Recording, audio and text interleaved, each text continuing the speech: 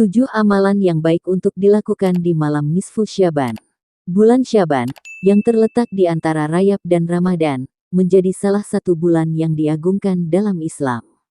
Di bulan ini, menjadi kesempatan bagi umat muslim mendapat pahala dan ampunan dari Allah sebanyak-banyaknya. Ada beberapa amalan yang bisa menjadi kesempatan kita untuk memperoleh pahala.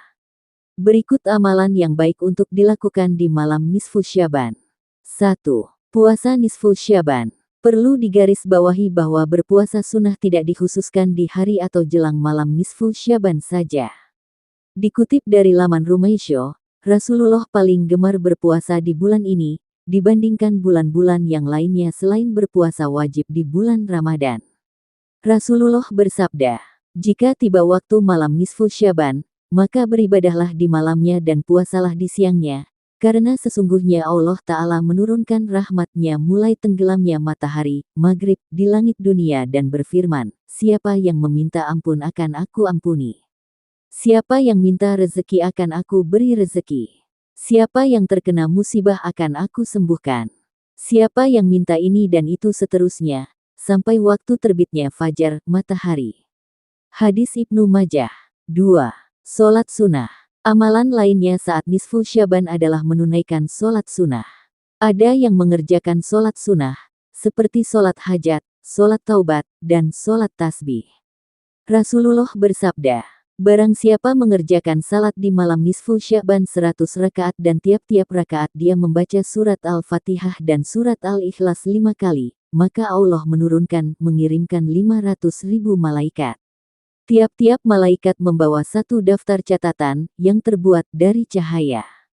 Mereka menuliskan pahala orang yang salat pada malam nisfu Syaban sampai hari kiamat." 3. Membaca doa nisfu Syaban. Seorang muslim dapat membaca doa nisfu Syaban seperti yang tertera dalam kitab Maslakul Akhyar karya Mufti Betawi Sayyid Utsman bin Yahya berikut. Allahumma ya zalmani wa la yumanu alaik, ya zal jalali wal ikram, ya zat tauli wal inam, la ilaha illa anta zahral lajin wa jaral mustajirin wa mamanal haifin. Allahumma in kunta katabtani, indaka fi umil kitabi syakiyan au mahruman au muktaran, alaya fir rizki, famhulohuma fi umil kitabi syakawati wa hirmani wakti tara rizki, waktubni, indaka saidan marzukan muafakan lil khairat. Fa inaka kulta wa kolukal haku fi kitabikal munzal, ala lisani nabiyikal mursal, yamhulohu ma yasya'u wa yutsbitu, wa, indahu umul kitab, wa solalahu, ala sayyidina Muhammad wa ala alihi wa syahbini wa salama, walhamdulillahi rabbil alamin. 4. Memperbanyak doa. Umat Islam dianjurkan untuk membaca doa sebanyak mungkin untuk menyambut nisfu Syaban. Malam nisfu Syaban bisa menjadi waktu tepat untuk memohon pertolongan dan permintaan pada Allah. 5. Membaca Yasin. Amalan sunnah ini didasarkan pada sebuah hadits yang diriwayatkan oleh Abu Bakar.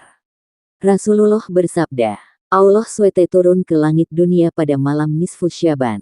Dia akan mengampuni segala sesuatu, kecuali dosa musyrik dan orang yang di dalam hatinya tersimpan kebencian kemunafikan.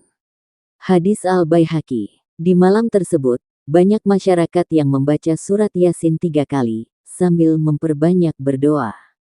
Surat Yasin yang pertama dibaca untuk memohon panjang umur, yang barakah, dan ketaatan ketakwaan serta dapat istiqomah kepada Allah. Surat Yasin yang kedua dibaca untuk memohon dijauhkan dari segala bentuk musibah, fitnah, bala, mara bahaya lahir batin.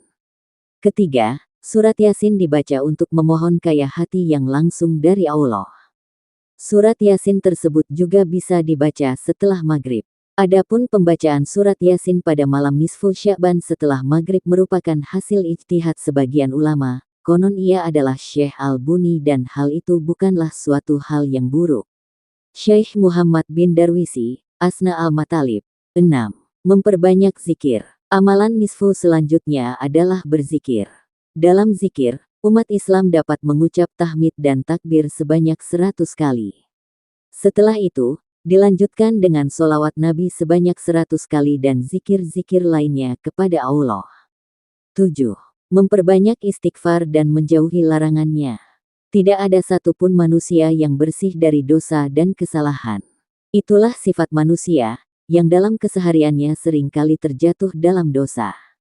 Meskipun demikian, Allah senantiasa membuka pintu ampunan bagi siapapun yang meminta. Sebaik-baiknya berdoa juga perlu dibarengi dengan meminta ampunan istighfar terutama di malam nisfu Syaban. Namun, di malam ini juga ditekankan agar umat muslim jangan melakukan larangannya.